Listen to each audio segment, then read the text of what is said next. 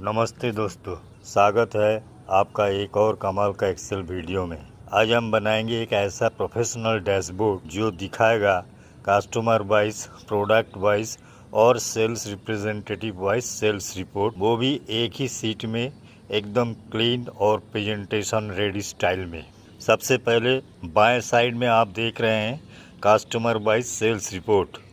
यह हर ग्राहक का कोड, नाम और उनका टोटल सेल्स दिखाई गई है। इसी तरह बीच में आप देख रहे हैं sales representative wise performance report और दाईं तरफ है प्रोडक्ट वाइज सेल्स डैशबोर्ड। इसके अलावा देखिए इस एक्सेल फाइल के नीचे जो है फूटर लगा है, उस फूटर में मैंने एक अपना वेबसाइट का लिंक लगा है। मतलब आप चाहें तो हाइपर लिंक लगा सकते हैं और जैसे मैं इसमें क्लिक करूँगा तो मेरा अपना वेबसाइट ओपन हो जाएगा। ये मैंने बनाया है। इसमें बहुत सारा वीडियो ट्यूटोरियल है और साथ में पीडीएफ फाइल भी है। आपको अगर VBA कोड लिखने में मास्टरी करना है तो आप ज़रूर ये वीडियो या पीडीएफ फाइल को डाउनलोड कर लीजिए। ये है बुक जंक्शन चैनल। इस चैनल में बहुत सारा वीडियो है जो बेहद फ़ायदेमंद है। ये बुक्स या नॉलेज रिलेटेड वीडियो है, आप इसको देख सकते हैं। आपको नॉलेज में इजाफा होगा, इस बात का गारंटी है। तो चलिए अब डैशबोर्ड बनाना शुरू करते हैं। नीचे आप देखेंगे 3 मास्टर फाइल है, कस्टमर मास्टर, प्रोडक्ट मास्टर और सेल्स रिप्रेजेंटेटिव मास्टर। हम कस्टमर मास्टर से कस्टमर आईडी और नेम को कॉपी करते हैं और इस सीट में जाके पेस्ट कर देते हैं। पेस्ट पे सेल में जाकर वैल्यू में क्लिक करके पेस्ट करेंगे। अब प्रोडक्ट मास्टर सीट को ओपन करते हैं, फिर प्रोडक्ट आईडी और प्रोडक्ट नेम को कॉपी करते हैं और फिर इस सीट में जाके पेस्ट पे सेल में जाकर वैल्यू में क्लिक करके पेस्ट कर देते हैं। इसी तरह हम सेल्स रिप्रेजेंटेटिव का सीट भी ओपन कर लेते हैं और SRID कोड और नेम को कॉपी करके फिर हम इस सीट में आते हैं और पेस्ट पे सेल में जाकर वैल्यू में क्लिक करके पेस्ट कर देते हैं। यह है सेल्स डाटा सीट। इसी सीट में लगभग 3000 रिकॉर्ड्स है और इसी में से हम सेल्स अमाउंट को सम करेंगे। देखिए मैंने नीचे सम इफ कमांड का फॉर्मूला लिख के रखा है। आपको सबसे पहले सम इफ लिख कर ये बताना है कि इस कॉलम का टोटल करना है। तो यह हमेशा अमाउंट कॉलम, क्वांटिटी कॉलम ऐसा ही कॉलम होगा जिसको आप सम कर सकते हैं। उसके बाद आता है क्राइटेरिया रेंज 1, मतलब किन चीज़ का आपको सम करना है।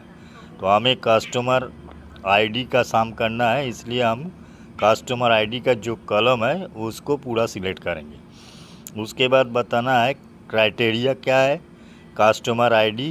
तो हम सबसे पहले वाला जो कस्टमर आईडी हो उसको सिलेक्ट करेंगे। तो चलिए फार्मूला लिखते हैं। सबसे पहले हमें देना है इक्वल साइन, उसके बाद लिखना है सम इफ्स, फिर टैब बटन को प्रेस कीजिए और उसके बाद सबसे पहले आप सेल्स डाटा सीट में आइए और अमाउंट कॉलम को पूरा सिलेक्ट कर लीजिए। जबकि यहाँ 3000 रिकॉर्ड्स है, बहुत लंबा है, तो इसलिए आप कंट्रोल शिफ्ट के साथ डाउन एरो प्रेस करेंगे तो पूरा सिलेक्ट हो जाएगा। उसके बाद A4 प्रेस करके लॉक कर दीजिए। फिर कॉमा लगा के कस्टमर आईडी कॉलम को पूरा सिलेक्ट कर लीजिए। A4 प्रेस करके लॉक कर दीजिए। उसके बाद आपको सिलेक्ट करना है क्राइटेरिया, तो C5 सेल को सिलेक्ट कर लीजिए जहां पर कस्टमर आईडी दिख रहा है। अब हमें नीचे कॉपी करना है, तो इसलिए हम जो है रो को लॉक नहीं करेंगे।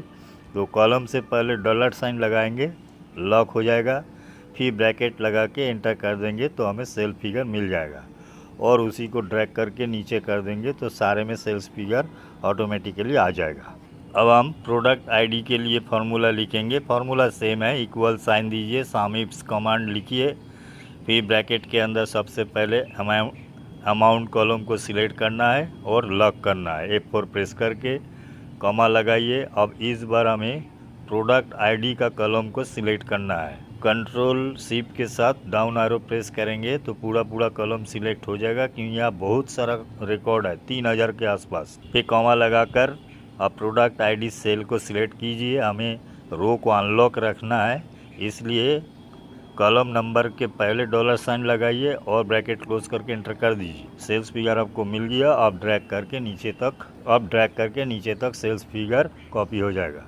अब हमें सेल्स रिप्रेजेंटेटिव के लिए कमांड लिखना है। फार्मूला सेम है, इक्वल साइन सम इफ्स, फिर सिलेक्ट करना है अमाउंट कॉलम, लॉक करना है कॉमा देकर। SRID कॉलम को सिलेक्ट करना है, लॉक करना है, फिर कॉमा देकर SRID सिलेक्ट करना है और कॉलम को लॉक करना है, ब्रैकेट लगाकर एंटर कर देना है। फिगर मिल गया। अब इसको नीचे तक कॉपी कर दीजिए। आप कस्टमर सेल्स के लिए एक लाइन चार्ट बनाते हैं, तो पहले अमाउंट को सिलेक्ट कर लीजिए, फिर इंसर्ट में जाइए, फिर चार्ट में आकर लाइन चार्ट में जो आपको पसंद है क्लिक कर दीजिए और नीचे डिस्प्ले हो जाएगा, उसको ड्रैग करके सेट कर दीजिए। अब राइट साइड में एक प्लस साइन दिख रहा है, उस पर क्लिक कीजिए। बगल में एक मेनू दिख रहा है, उसमें जहाँ जहाँ टिक लगा है वहाँ पर टिक हटा दीजिए। चार्ट के अंदर राइट क्लिक कीजिए और चार्ट एरिया को फॉर्मेट करना है। उसमें फिल कलर में जाके नो फिल कर दीजिए, लाइन कलर में जाके नो लाइन कर दीजिए और ओके कर दीजिए। अब सेल्स रिप्रेजेंटेटिव के लिए मैंने बना रहा हूँ पाई चार्ट। वह जितने भी सेल्स फिगर है सिलेक्ट करके इंसर्ट में आइए और पाई चार्ट में सिलेक्ट करके 3D चार्ट में क्लिक कर दीजिए। नीचे डिस्प्ले हो जाएगा, आ जाएगा विंडोज़, उसको आप सेट कर लीजिए। फिर राइट साइड में देखिए एक प्लस साइन है, उस पर क्लिक कीजिए तो जो मेनू आएगा उसमें से जहाँ जहाँ टिक लगा है वो टिक हटा दीजिए। फिर राइट क्लिक कीजिए और नीचे देखिए मेनू में कलर दिख रहा है फिल कलर, वहाँ जाके नो फिल कर दीजिए। उसके बगल में है लाइन कलर, उसमें भी जाकर नो लाइन कर दीजिए और बाहर क्लिक कर दीजिए। आपको पाई चार्ट कंप्लीट हो जाएगा। इसी तरह आप प्रोडक्ट आईडी का भी सेल्स को सिलेक्ट कर लीजिए, फिर इंसर्ट में जाके बार चार्ट में क्लिक कीजिए, बार चार्ट आ जाएगा। इसमें डिज़ाइन है, आप चूज़ कर सकते हैं। नीचे जो है सेट कर दीजिए इसको और प्लस साइन में क्लिक करके सारा टिक हटा दीजिए। फिर चार्ट के अंदर क्लिक करके फॉर्मेट में जाकर आप नो फिल कलर को नो, लाइन कलर को नो करके बाहर क्लिक कर दीजिए तो आपका तीनों बार दिख जाएगा। चलिए आप बता देते हैं आप हाइपरलिंक कैसे लगाएंगे। तो उसके लिए आपको एक टेक्स्ट बॉक्स चाहिए, कुछ टाइप कर लीजिए, फिर कोई वेबसाइट को ओपन कर लीजिए और एड्रेस बार से उस लिंक को कॉपी कर लीजिए। फिर आइए इंसर्ट में जाइए, हाइपरलिंक में क्लिक कीजिए तो एक विंडो आपको दिखेगा। वहाँ सबसे पहले जो विंडो है वहाँ लेफ़्ट साइड में देखिए लिंक टू के नीचे कुछ ऑप्शन है। तो पहला ऑप्शन एग्जिस्टिंग फाइल और वेब पेज में क्लिक कीजिए और फिर एड्रेस में जाकर जो लिंक आपने कॉपी किया उसको पेस्ट करके ओके कर दीजिए। हो गया काम। और अब जैसे ही आप लिंक में क्लिक करेंगे तो वेबसाइट ओपन हो जाएगा। वेरी सिंपल लेकिन एक पावरफुल डैशबोर्ड आप आसानी से बना सकते हैं। आगे हम ऐसे और बना के दिखाने वाला हूँ।